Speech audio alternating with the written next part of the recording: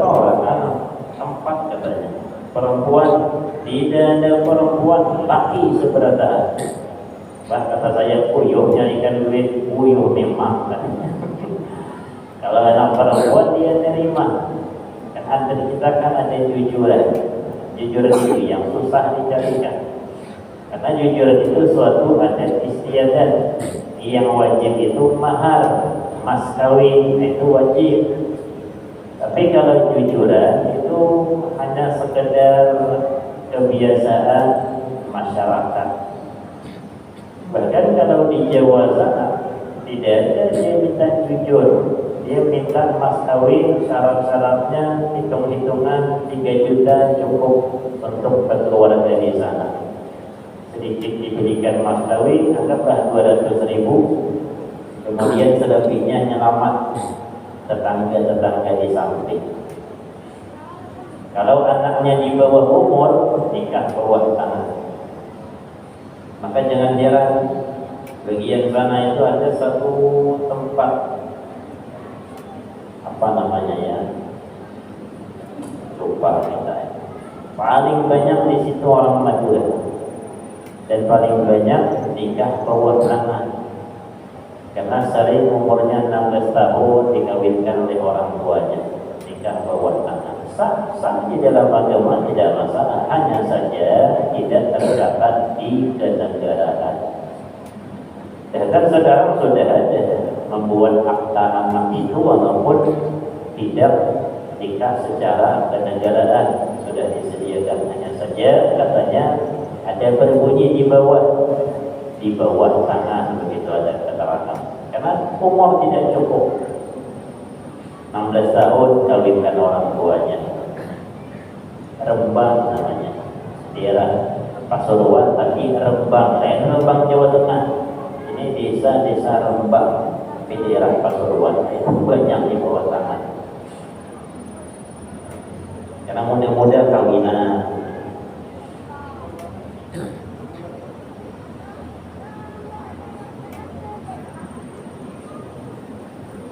Kalau anak laki-laki itu kebanggaan, orang dulu bangga. Jadi kata orang sana tidak susah sini kawin, cukup 3 juta, jadi tidak usah bayar-bayar kuah, kita bawa tangan saja. Cuma syaratnya satu, jangan bawa anak kami ke Sumatera. Artinya kita yang tinggal di situ, waduh kata saya tinggal di situ kayak ada penyawa. Kayak perasaan tuh, perasaan ada di hidup kayaknya tinggal di sini. Tapi yang di Sumatera walaupun 30 juta paling murah itu di dalam gang, itu di luar gang bisa 40-50 sekarang. Ternyata pas kuliahnya khusus dokter, wah itu bisa 80-90. Ini ampun sekarang. Tapi hati-hati jangan terlampau mahal. Kenapa? Karena sekarang banyak laki-laki dibanding perempuan. Andai kata ada yang berdatang ke rumah kita ingin melamar anak gadis kita, kemudian memang tidak ada harapan untuk selamat akhiratnya, dia hanya menjamin dunianya. Dari mana? Ya kita kan bisa melihat pekerjaan apa, sekolah di mana, dari bawah sampai ke atas tidak ada sekolah agamanya. Kemudian dia menjamin dunianya, maka mintalah sebanyak-banyaknya sebelum rugi 2 kali. Karena dia hanya menjamin dunianya saja. Kira-kira saya kata anak kita itu di rumah, kemudian dia tidak sholat subuh, dibangunkan oleh suaminya. Jangan-jangan suaminya pun ikut tidur sampai ke pagi. Nah ini kan tidak menjamin akhiratnya, dia hanya menjamin dunianya. Maka mintalah sebanyak-banyaknya, 90 juta, 100 juta kalau bisa. Karena dunianya saja dia bahagia. Tapi manakala yang datang orang yang punya dua-duanya atau punya satu saja, hidupnya sederhana, tapi akhiratnya dia punya, maka kalau bisa dimurahkan jujurannya. Kenapa? Karena kita seakan-akan meletakkan anak gadis kita kepada orang, sampaikan dia bersama kita nanti dalam surga. Berat tanggung jawabnya ya. Berat. Nyuruh dia sholat, ketika dia keluar rumah tidak berjilbab harus berani memarahi istrinya, bimbing dia sampai ke kehidupan surga Allah. Seumur hidupnya mulai akad nikah, saya terima nikahnya bulan anak bapak. Bukan berat. Sanggup dia menjamin dunia dan akhiratnya. Kalau bisa murahkan, itu sudah harus itu. Kasar-kasarnya kalau bisa kita yang menjujur. Kasar sudah itu. Seakan-akan kita meletakkan anak kita ke pondok pesantren, kita didik. Aku tidak sanggup mendidik anak nih, susah disuruh sholat. Aku kerja kantor, aku kerja jualan, ini tiap bulan. Siapa yang memberikan duit? Pondok apa kita? Kita memberikan duit ke pondok-pondok pesantren. Ini tiap bulan SPP-nya, kemudian duit makannya sudah uruskan anakku ini supaya selamat dunia akhirat. Ya kurang lebih anak ini sudah seperti itu. Datang orang paham agama, ingin melamar, kalau bisa murahkan. Atau kasar-kasarnya kita yang mencari. Mau dan dengan anakku susah disuruh sembahyang, kayaknya situ bisa nyuruh tolong selamatkan dunia dan akhiratnya.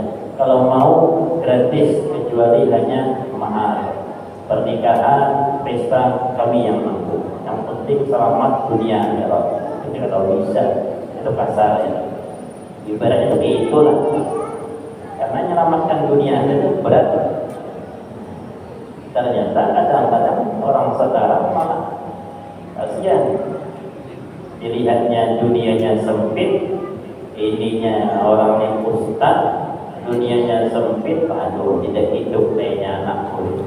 Dari yang lain jelas ya. Ada dipanggil yang seperti itu 7 kali melamar anak orang, ditolak 7-7-nya. Akhirnya meraju dia. Sekarang jadi kiai besar, datang dari Mekah, sekolahnya di Mekah, murid Habib Muhammad bin Alwi Al-Maliki, pulang ke kota Bagin, melamar anak gadis, ditolak. Yang kedua melamar lagi, ditolak. Yang ketiga lamar lagi, ditolak. Sampai 7 kali melamar, ditolak. Kenapa ditolak? Statusnya ustaz, bukan pegawai negeri, bukan bos, bukan mandor, tapi ustaz. Habis itu yang ke-7 merajuk, dan lagi tidak kawin-kawin, merajuk sudah. 3 bulan habis itu tidak pernah melamar perempuan lagi, karena umurnya sudah 30. Umur beliau itu waktu itu ceritanya 29-30. Agak tua sudah, makanya harus cepat kawin. Ternyata tidak ada yang menerima. Sampai 2 bulan 3 bulan orang malah yang datang menawarkan mau dan dengan anaknya si Fulan. Si Fulan itu ingin mencarikan jodoh anaknya. Ditanyakan kepada si ustaz tadi, mau katanya, lihat dulu fotonya, tanpa lihat foto mau sudah. Saking ingin kawin tadi. Ternyata sampai sekarang makmur hidupnya, pondok pesantren punya, anak sudah kawin, tinggal 1 orang yang belum kawin karena pondoknya di Mekah. Masih ada sekarang di Mekah. Pondok pesantren maju. Setelah katanya beberapa tahun pernikahan, sudah punya anak 3, saya suruhlah santri saya melihat orang-orang yang dulu saya lamar. Ternyata seluruhnya itu ada hikmahnya. Apa hikmahnya? Lihat perempuan yang pertama ternyata tidak punya anak sampai sekarang. Perempuan yang kedua ternyata susah diurus. Yang ketiga ada masalah. Yang keempat bermasalah. Yang kelima bermasalah. Mana yang paling baik? Ya pilihan Allah tadi, yang Allah jodohkan tanpa dicari. Pilihan Allah itu makmur hidup. Tua sudah orangnya, kurang lebih 65 tahun kiai tadi. Dia yang bercerita dulu katanya umur 30 melamar 7 kembali ditolak seluruhnya. Kita beliau. Kemudian minaz zahabi wal fiddah, cinta pula kita itu kepada zahab, emas, wal fiddah, perak. Bisa dikiaskan kepada emas, permata, berlian dan sebagainya. Yang penting perhiasan. Itu kecintaan memang. Wal khayl, kuda yang bagus. Orang dulu kendaraan paling baik kuda. Sekarang anggaplah mobil mahal. Wal an'am, peliharaan binatang ternak. Nah, sekarang berapa nyetok lembu? 100 ekor. Berapa nyetok kambing? 100 ekor. Dibanggakan. Wal haras, kebun. Kecintaan kita berapa baris? Naik mayor sekian baris. Berapa baris punya kelapa? 100 baris. Berapa naiknya? 100 juga. Wah, itu paritan punya dia seluruhnya. Ketika umpama gagal panen, dia kelapa murah, dia kelapa mahal, timbullah kebanggaan.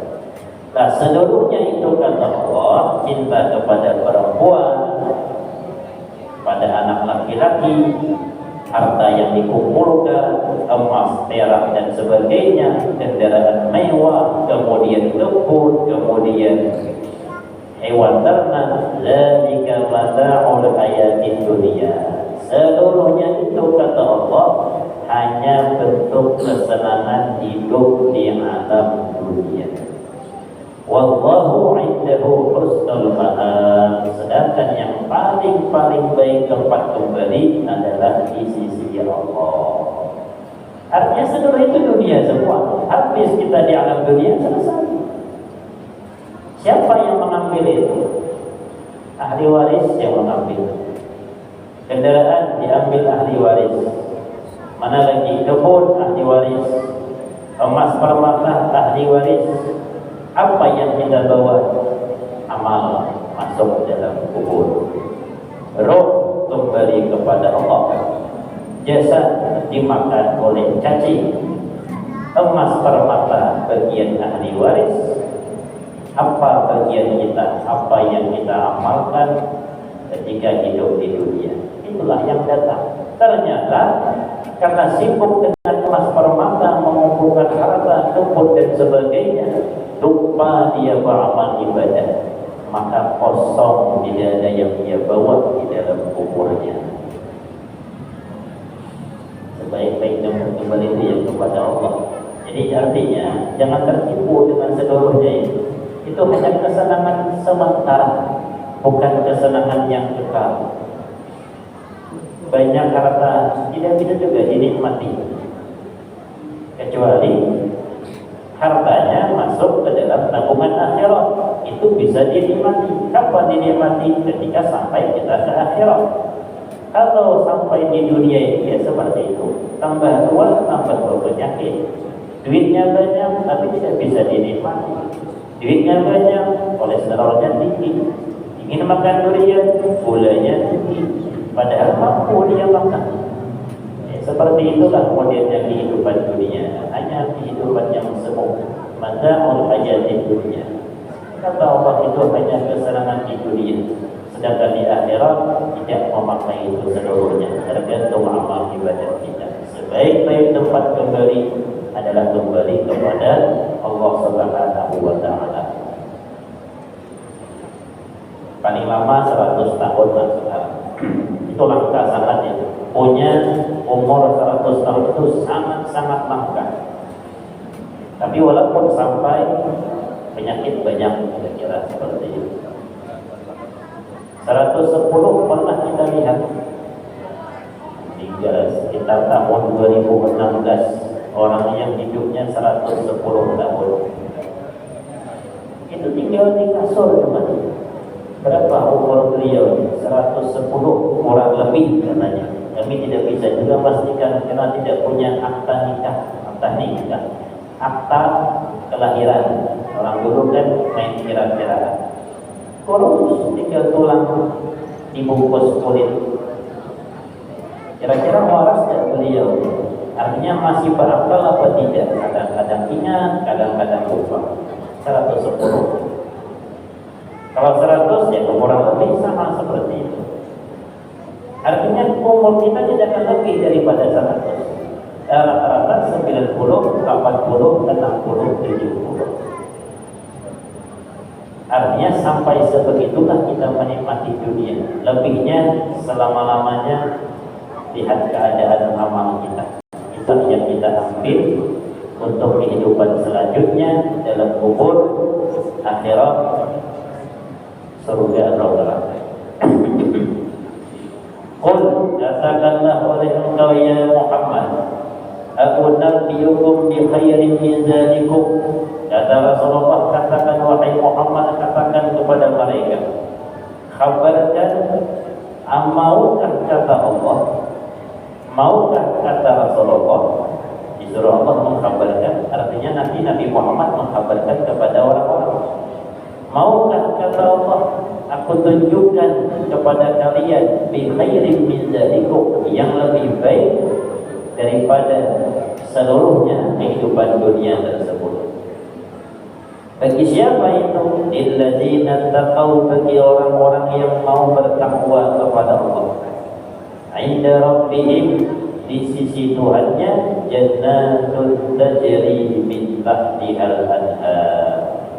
Apa yang dikabarkan bagi orang yang bertakwa kepada Allah, dia akan mendapatkan di sisi Tuhannya itu surga yang mengalir di bawahnya anhar, sungai-sungai, khalidina fiha, kekal di dalamnya. Surga kan tidak kekal, surga dunia kan tidak kekal, 70, 80. Surga kekal di dalamnya. Tidak ada istilah orang sudah masuk surga keluar, tidak ada. Karena tidak ada catatan amal maksiat, tidak ada, sudah bebas sebebas-bebasnya. Tapi kalau di neraka ada catatan yang keluar bagi orang yang tidak kekal di neraka, masih ada iman, nanti dikeluarkan. Tapi kalau yang dalam surga, tidak ada kisah orang masuk dalam surga kemudian dikembalikan masuk pula ke dalam neraka. Kalau sudah masuk dalam surga yang kekal, itu sudah selesai. Ingin apa di dalam itu? Tidak ada syariat-syariatan lagi, bebas sebebas-bebasnya. Itulah nikmat yang sejatinya. Dan paling nikmat melihat zat Allah Subhanahu wa ta'ala. Khalidina fiha wa azwajun mutahharah. Kemudian di dalam surga ada istri-istri mutahharah yang suci, minal haid, tidak punya haid, baik kalangan bidadari ataupun istri kita sendiri. Istri kita kalau masuk dalam surga bersama kita tidak ada haid dan lebih cantik dibanding bidadari. Bagaimana caranya? Allah lah yang mengurus. Kalau sudah Allah yang turun tangan mendendani bukas-bukasnya, kalah bidadari. Kalau di dunia ini kotor sebentar, kita kotor, pasangan kotor. Kenapa harum? Itu karena parfum cuma. Coba tidak pakai parfum.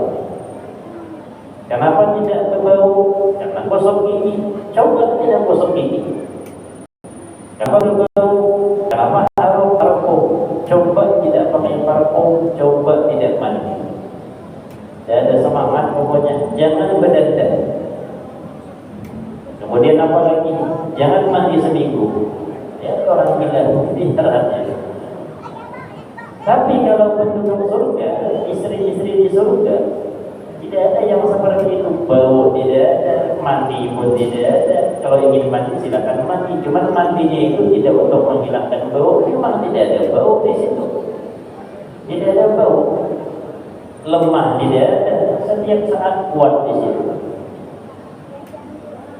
Ribuan buah bidadari, ada pula istri dan sebagainya. Tidak ada haid, tidak ada nifas, tidak punya anak dan sebagainya. Tidak ada lesu, tidak ada letih, tenaga terus full ada. Apa tidak nikmat? nikmat sepanjang-panjang masa. Waridwanum minallah, dan dapat ridwan. Ridwan itu ridwan katsir, ridho yang banyak.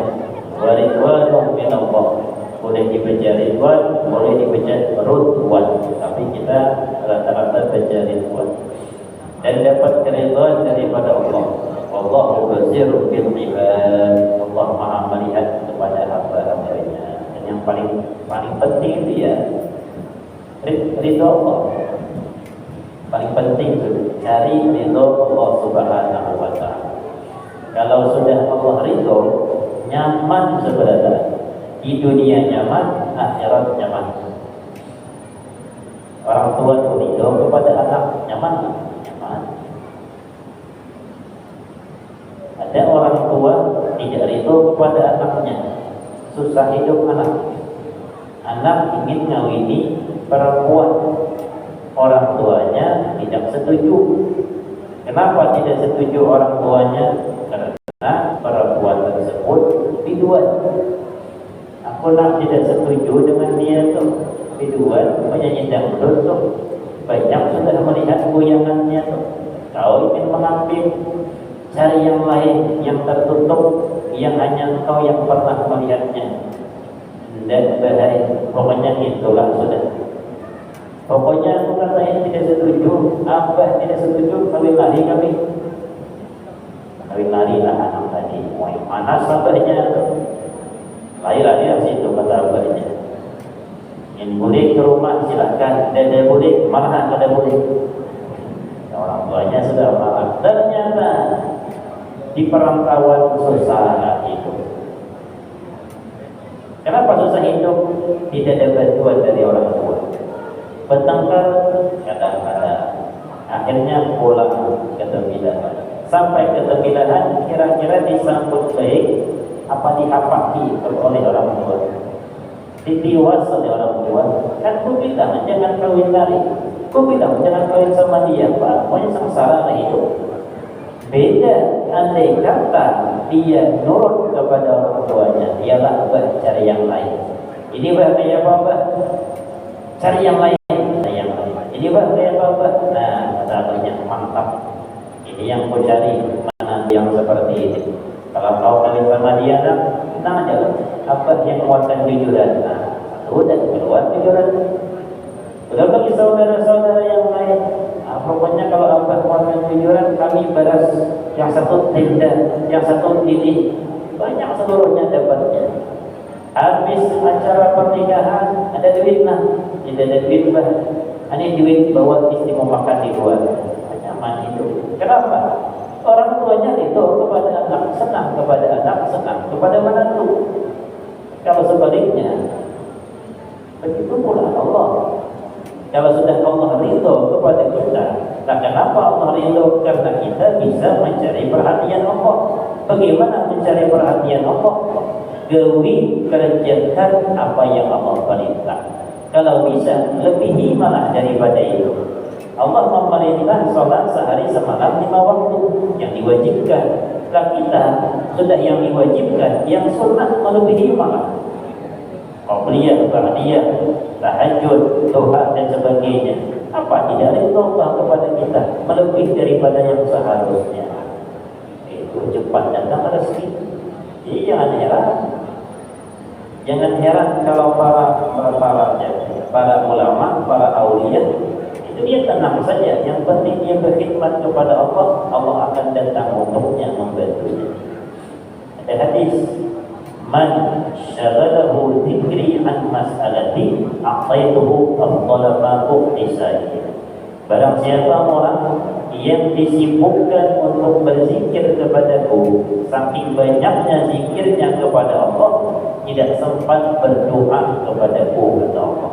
Kalau kita kan berdoa panjang kadang-kadang. Kenapa? Karena wirid sedikit. Ini saking banyaknya wirid, kadang 12.000 sehari, kadang ada yang 25.000 sehari.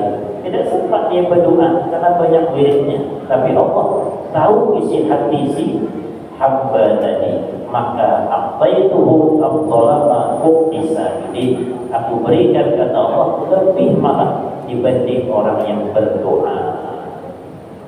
Dilihat berdoa sedikit saja doanya, tapi wiridannya banyak. Kadang baca Quran, kadang baca tasbih, kadang ini. Makmur hidupnya, nyaman hidupnya, rezekinya datang dengan sendirinya. Ada burung kawan tapi burung, ini burung mobil, yang kata mobil besar datang takut dia. Nanya kepada kita, Ustaz, kulihat kenapa para kiai-kiai ini, ulama-ulama ini nyaman hidupnya? Begawi, karena kami begawi. Kalau hitung-hitungan banyak aku begawi dibanding para kiai. Kenapa nyaman hidupnya? Sampai duduk-duduk, disalami orang, dimuliakan orang, rezekinya ada. Kadang-kadang makan di warung gratis, ini dibayar adalah dosa-dosanya dibayar. Maka kita jawab, bukan tidak begawi tapi tengah malam, begawi tapi ngetik zikir. Kira-kira kalau dibalik sanggup dan di situ?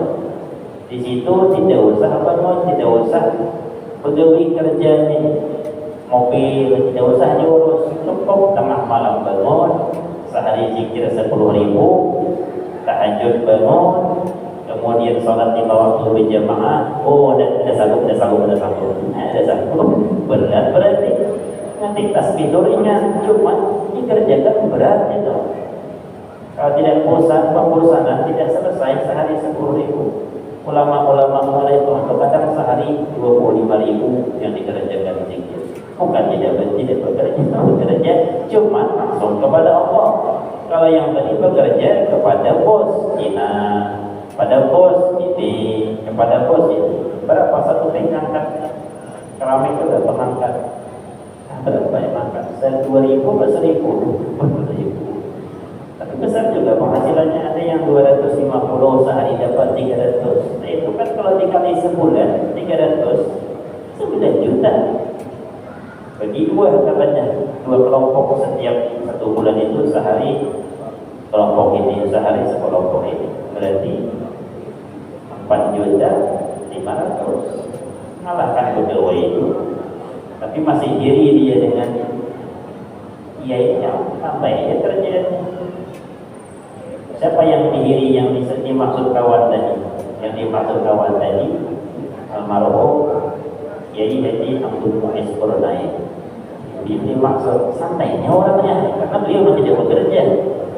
Kiai tapi tidak bekerja, duit banyak. Beliau punya simpanan cincin, senang koleksi cincin, hobi dengan mata cincin. Satu cincin itu kalau diduitkan, cincin beliau itu seluruhnya itu 200 juta ada duitnya, cincin aja. Tadi padahal dari mana dapatnya? Bekerja tidak. Kadang-kadang duduk di warung makan soto, nasi sop ayam kampung, duduk sambil ngopi, datang orang. Iya, yang laut lagi. Iya, jadi orang cepat ya, Pak.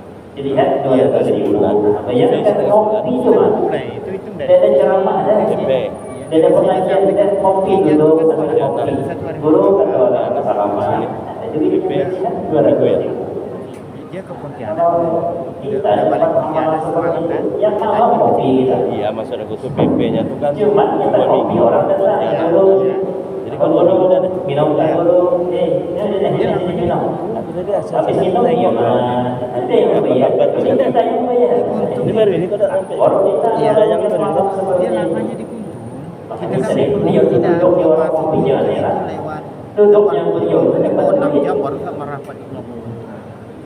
Buat saya udah jauh bisa tahu jadinya. Bagian lalunya warna itu lagi bagus-bagusnya kalau masuk. Iya. Dapat amplop dicatatkan orang. Pas pulang ke rumah dibuka amplop. Ya, kalau isinya. Gimana kalau dia bilang kawan dia juga itu pun pemerintah tolong. aku tanya dia tak Nah, kalau ada satu ini satu dia diambil sih, namanya 10 juta telepon mengirimnya. Sama apa punya? Oh kata panitia tidak mana tahu tidak ada tuh ya, teleponnya. Kesedekah sekalian. ada kontak itu aku di masjid Cari yang ceramah Tanjung Gajah pakai speaker ada belum?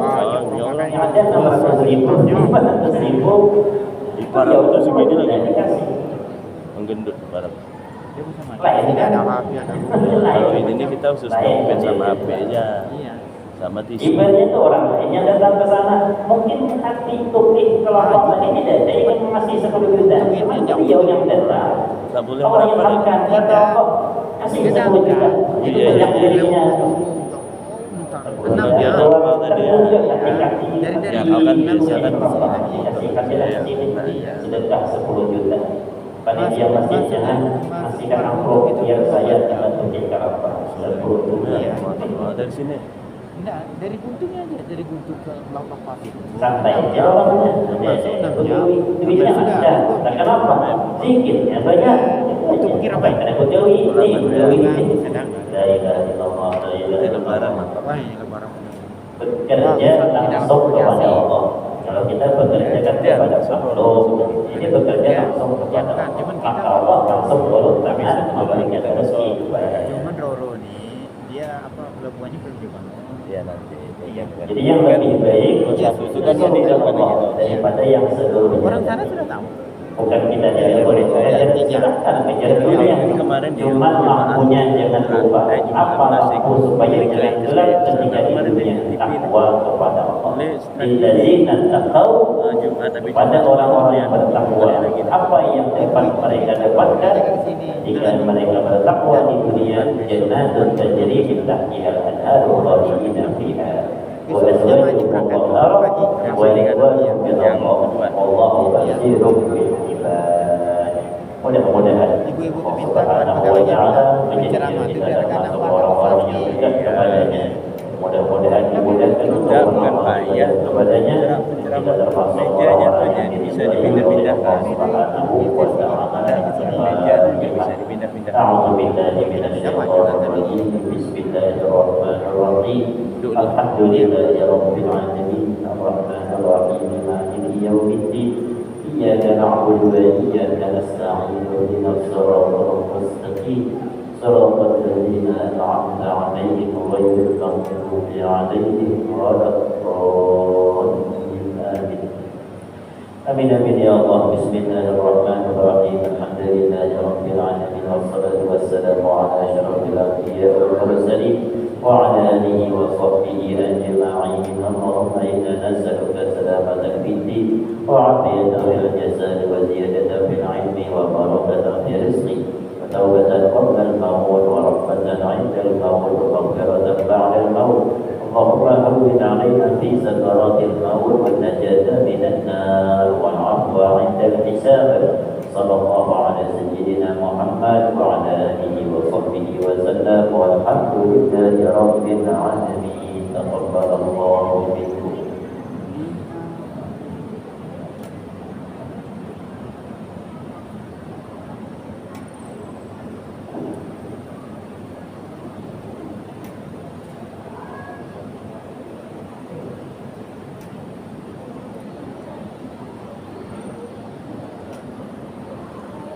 Wow.